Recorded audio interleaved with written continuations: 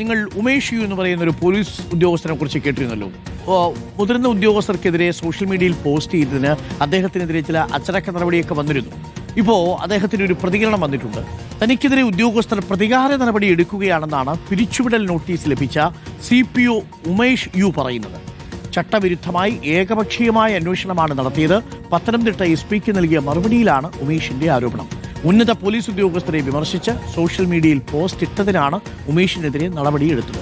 ഹരിയുണ്ട്. ഹരി, ഉമേഷ് പറയുന്നത് തന്നെ പിരിച്ചുവിടാൻ കാണിച്ചിരിക്കുന്ന നോട്ടീസ് അന്യായമാണ്, തന്റെ കൂടി ഭാഗം കേൾക്കാതെയാണ് ഏകപക്ഷീയ തീരുമാനമെടുത്തിരിക്കുന്നത് എന്നാണോ?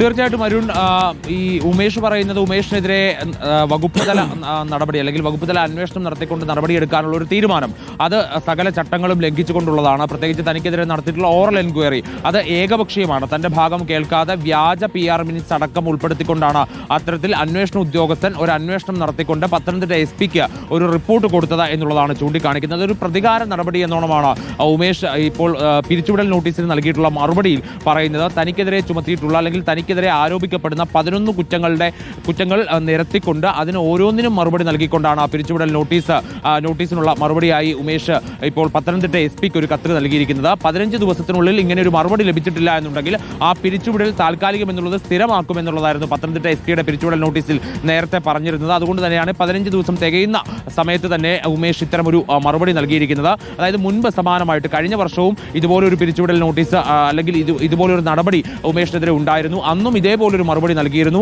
അതുകൊണ്ട് ആ മറുപടിയിൽ പറയുന്ന അതേ കാര്യങ്ങൾ തന്നെ ഇപ്പോൾ വ്യത്യസ്തമല്ലാത്തത് കൊണ്ട് അതേ കാര്യങ്ങൾ തന്നെ വീണ്ടും ആവർത്തിക്കുന്നു എന്നുകൂടി പറഞ്ഞിട്ടാണ് ഉമേഷ് ഈ കാര്യങ്ങളൊക്കെ തന്നെ ചൂണ്ടിക്കാണിച്ചിരിക്കുന്നത്. ഏകപക്ഷീയവും ഒപ്പം തന്നെ ചട്ടവിരുദ്ധവുമായിട്ടുള്ള നടപടിയാണ് തനിക്കെതിരെ സ്വീകരിച്ചെന്നുള്ള കാര്യമാണ് ഉമേഷ് അതിനകത്ത് പറയുന്നതിന്റെ ചുരുക്കം. Arun, thank you. ഹരിയാണ് വിവരങ്ങൾ നൽകിയത്.